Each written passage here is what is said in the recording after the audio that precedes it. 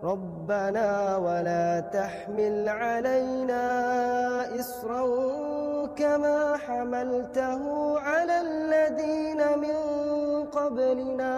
Baik, kita ada pertanyaan dulu saya mau bacakan dari Ibu Nurlina Al-Mukarramah ya. Bismillah, saya Nurlina dari Mamuju. Bagaimana penerapan konsep ruqyah syar'i dalam pengobatan atau perawatan pasien di rumah sakit, Dok? Tadi dokter sempat menyinggung tentang itu karena Bu Nurlina ini pernah mau membacakan ayat ruqyah pada pasien tapi ditegur oleh petugas lain, katanya jangan lakukan itu karena bisa mengundang banyak jin yang lain yang datang. Kayak mungkin ada pernah kejadian sebelumnya yang membuat seperti itu. Bagaimana, Dok, anggapannya? Iya, baik, bismillah. Jadi ya sebenarnya yang ngomong tadi itu nggak paham sebenarnya. yang komentari tadi nggak paham tentang ilmunya, tapi dia komen. Zaman sekarang kayak begitu, nggak paham tapi komen gitu loh. Itu yang terjadi sebenarnya. Rumah, ini contoh saja ya. Nabi SAW sampaikan, rumah yang dibacakan Al-Quran, khususnya surat Al-Baqarah, itu jinnya dalam rumah itu pergi. Jadi kalau dia bilang nanti kalau dibacakan dibacakan ayat-ayat ruqyah nanti jinnya malah datang, dalilnya dari mana? Cerita dari mana itu? Kalau sedang hadisnya Nabi mengatakan bahwa rumah yang dibacakan ayat Al-Quran, misalkan Al-Baqarah, Al-Imran gitu kan, itu akan pergi jinnya. Belum lagi cerita itu kita nggak usah pakai ayat deh, rumah dibuka kemudian dibacakan Assalamualaikum warahmatullah, jinnya kabur. Nah sekarang ceritanya dari mana kalau seandainya dibacakan ruqyah tadi kemudian jin yang lain muncul? Memang mereka berkomunikasi ya, mereka itu cuma nanti kalau ayat-ayat Allah itu dibacakan pada mereka nggak suka, jadi mungkin pertama kalau boleh saya sarankan ya, sampaikan kepada stakeholder di rumah sakit yang punya decision maker ya. Kalau memang ibu punya kemampuan untuk itu ya sampaikan kepada yang punya rumah sakit gitu kan, yang buat keputusan, atau juga sehingga nanti diteruskan pada keluarga. Karena ini saya ingat banget cerita teman saya, dia seorang dokter, dia peruqyah juga di Jogja. Dia cerita ada pasien datang, sehingga saya dengan takikardi, sehingga saya macam-macam sudah dikasih, ini nggak turun-turun itunya tuh, heart rate-nya itu. Sama dia akhirnya ditanyakan satu pertanyaan inti dari kalau kita bicara tentang ruqyah. Ibu ada mimpi buruk nggak dalam 3 bulan belakangan ini? Ditanya itu sama pasien, jawabannya iya. Ya sudah, nih urusannya bukan ke fisik ini. Sama dia di ruqyah dan heart rate-nya turun tuh. Subhanallah kan?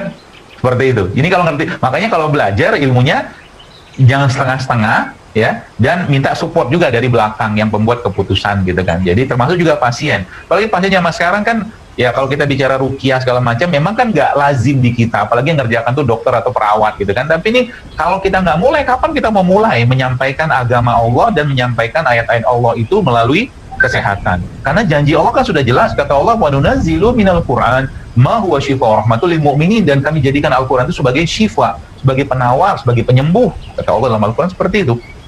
Maka saya mungkin kalau mau nanti saya bantu fasilitasi ya, mungkin saya bisa atur nanti mungkin teman-teman PPN ini belajar ruqyah yang muslim khususnya ya. Nah, itu belajar ruqyah. Iya.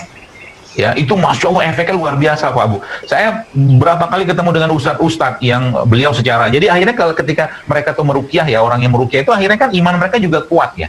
Jadi akhirnya tuh bacaan-bacaan mereka itu membuat ya jinnya atau masalah penyakit itu tuh bisa hilang. Bayangkan Bu, tumor bisa hilang, kanker bisa hilang dengan ruqyah coba. Tapi masalahnya yang baca siapa dulu gitu kan. Makanya saya sampaikan tadi ya, kalau mau mempelajari ilmu ini juga memperbaiki diri, nggak bisa kalau dia masih melakukan hal-hal yang tidak baik dalam agama tuh, itu nggak bisa berefek. Itu sebabnya Ibnu Qayyim al-Jauziyah rahimahullah pernah sebutkan sebuah riwayat ketika beliau sampai di Mekah saat itu dan lagi demam, dia nggak ketemu dokter, nggak ketemu tabib gitu kan, akhirnya dia ambil air zam-zam, dia bacakan Al-Fatihah dan demamnya turun. Itu level ulama kayak begitu. Ya kalau kita mah mungkin sekali nggak turun, 2 kali nggak turun, 10 kali lah baru turun gitu kan, karena dosa kita mah udah berlimpah ruah gitu loh. Allah alam. Jadi sebenarnya nggak apa-apa ya dok ya, tapi memang perlu koordinasi juga dengan pihak rumah sakit karena saya tahu ada kebijakan-kebijakan tertentu dan akhirnya kita menjadi bentrok dengan birokrasi hanya karena tidak membicarakan itu terlebih dahulu. Tapi saya rasa kalau kita memang untuk kepentingan pasien dan bisa memberikan pendekatan dan pengertian yang baik, insya Allah sih bisa dilaksanakan ya dok ya. Insya Baik, Allah. ini ada lagi pertanyaan, sebenarnya ini pertanyaan gabungan. Tadi saya baca-baca terkait dengan ini kan obat-obatan bahan-bahan herbal ya, sudah banyak juga dibuat dalam bentuk instan, misalnya santan instan atau jahe instan atau apa gitu. Jadi pertanyaannya mungkin lebih ke arah apakah memang kita harus menggunakan bahan-bahan aslinya atau efeknya sama jika kita menggunakan bahan-bahan dari instan tersebut. Ya baik, Bismillah. Jadi ya idealnya sih Bapak sekalian, idealnya itu adalah bahan-bahan asli sih ya, bahan-bahan asli. Misalkan Anda beli jahe di pasar, jahe itu mungkin baru dipetik dari kebunnya, kemudian kita ambil ya, kemudian kita olah, kita cuci segala macam gitu kan, itu idealnya. Tapi kan keadaan seringkali membuat kita tidak bisa seperti itu. Mungkin waktu, mungkin ketersediaan barang juga nggak ada. Jadi kalau misalkan apa tuh namanya sudah dibuat dalam bentuk kemasan gitu kan, dikeringkan segala macam, kalau dibandingkan dengan yang masih fresh jelas akan beda. Itu aja.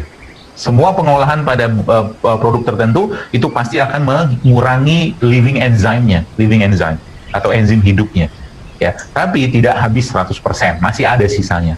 Pernah saya sampaikan juga bahwa jeruk itu kapan terbaik yang dimakan? Misalkan jeruk ya waktu habis dipetik dari pohon. Kalau punya pohonnya, kan jeruk, gitu kan?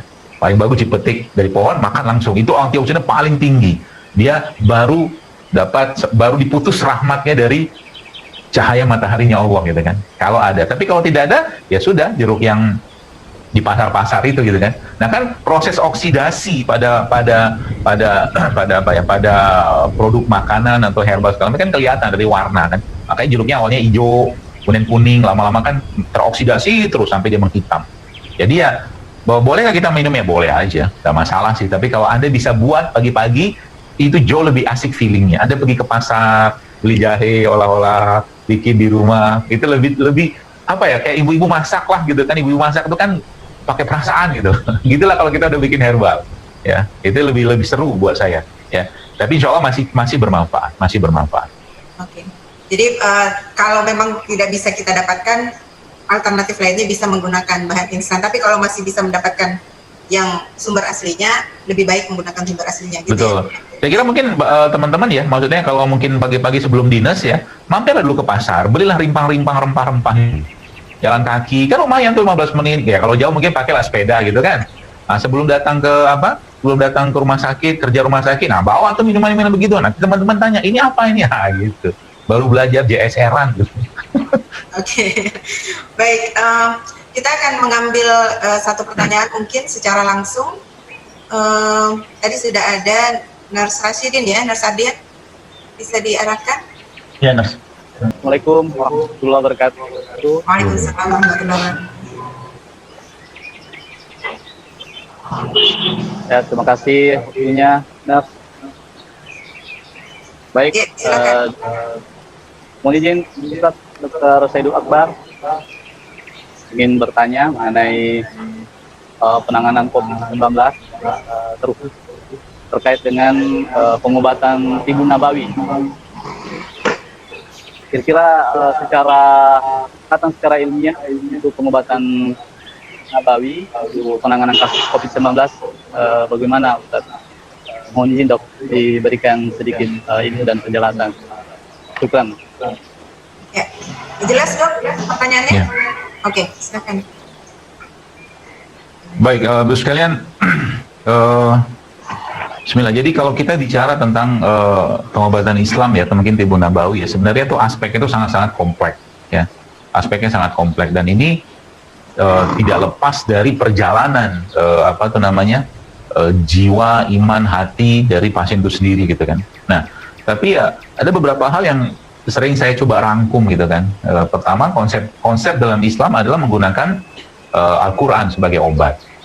Al-Quran sebagai obat. Artinya pasien-pasien tersebut dimotivasi jika memungkinkan untuk dibacakan Al-Quran atau membaca Al-Quran jika memungkinkan. Yang pertama.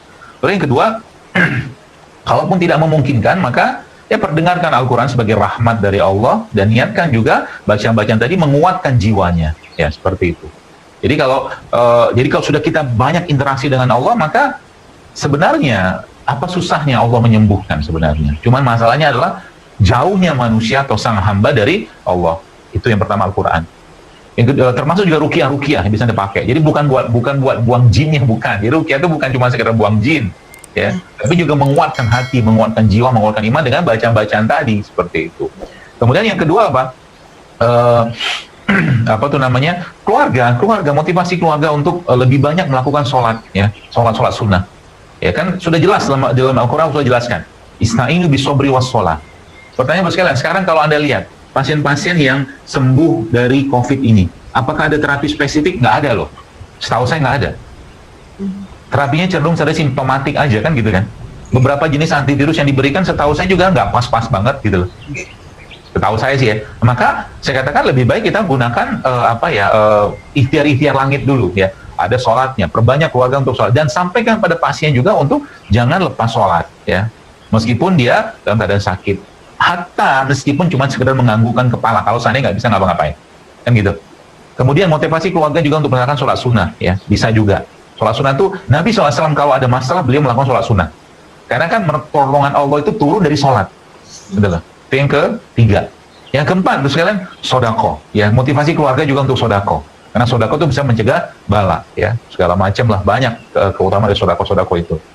Kemudian ya kalau boleh saya memberikan saran, cuma saya kalau di rumah sakit kan nggak bisa. Saya sampaikan pasien-pasien yang kena COVID itu ya, kalau boleh saya sampaikan secara fisik itu coba kalau dimungkinkan diberikan kurma, mungkin dihancurkan atau mungkin di blender sama madu dikasihkan ke badannya. Kemudian juga dikasih minuman-minuman seperti jahe ya, kalau memungkinkan ya, karena kurma, madu, jahe tadi itu makanan-makanan yang sebenarnya menguatkan pencernaan, yang kalau Bapak Ibu baca penelitiannya bahwa COVID ini salah satu penyebab kematian yang banyak pada kasus-kasus COVID adalah intestinal dysbiosis. Intestinal dysbiosis, yang saya tahu itu. Intestinal dysbiosis kan ketakseimbangan di saluran cerna. Dan itu dimulai dari awal, dari sebelum dia sakit sebenarnya. Maka waktu lagi sakit, jangan lagi dikacaukan. Ya, kasih dia makanan-makanan terbaik untuk bakteri-bakteri. Itu sebabnya kurma itu kalau Anda baca risetnya, itu makanan terbaik untuk lactobacillus, kurma. Jadi kurma itu jangan tinggal. Makanya saya yang sehat makan kurma, yang sakit pun kalau memungkinkan makan kurma, pasti makan kurma. Kalau nggak minimal madu. Madu jahe itu kan jahe juga buang lendir tuh. Dan dia menghangatkan semua jenis kurma ya, Dok ya. Maksudnya apa ada spesifik tertentu, kan biasanya orang kurma jenis ini apa ya. Semuanya bagus. Ya kalau mengikuti hadisnya sih kurma ajwa. Ya, kurma ajwa. Tapi ajwa pun ada beberapa jenis juga, tapi intinya kurma aja.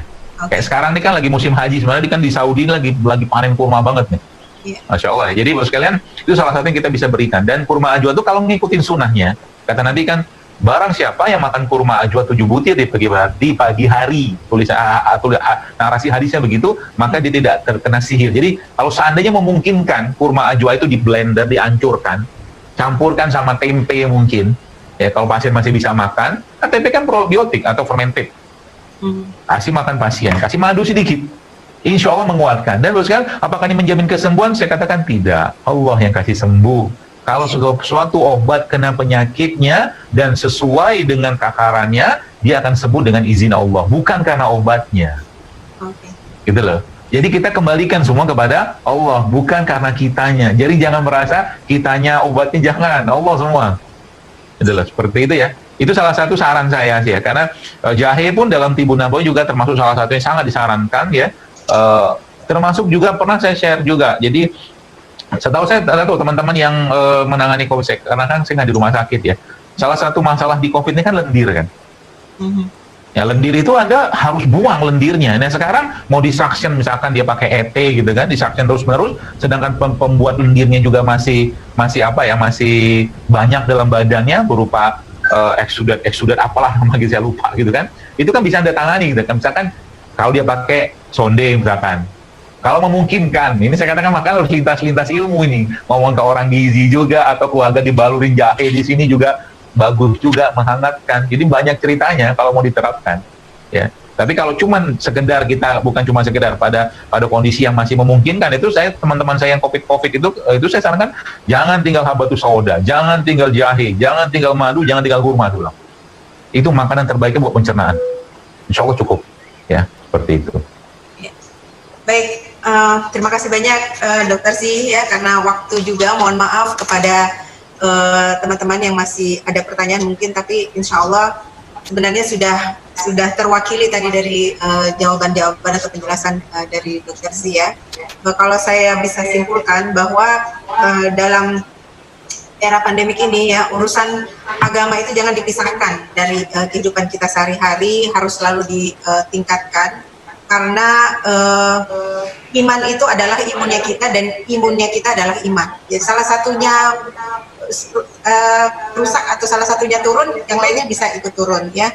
Dan jangan kita lupakan ikhtiar langit, karena apapun yang kita kerjakan atau kita lakukan, baik ke pasien atau ke diri kita sendiri, kalau Allah Subhanahu Wa Taala tidak mengizinkan untuk itu terjadi, ya tidak akan bisa terjadi, dan kita tidak akan bisa mencapai apa yang kita inginkan. Jadi luruskan niat, luruskan tujuan kita, bahwa memang yang kita lakukan ini semata-mata untuk ibadah, untuk menolong orang, dan meminta Allah Subhanahu Wa Taala, minta ditemani selalu oleh Allah Subhanahu Wa Taala, dan perbanyak zikir, banyak sholat kita diperbaiki, dan semua ikhtiar-ikhtiar langit kita benar-benar diperbaiki. Insya Allah seperti itu ya kesimpulannya. Terima kasih.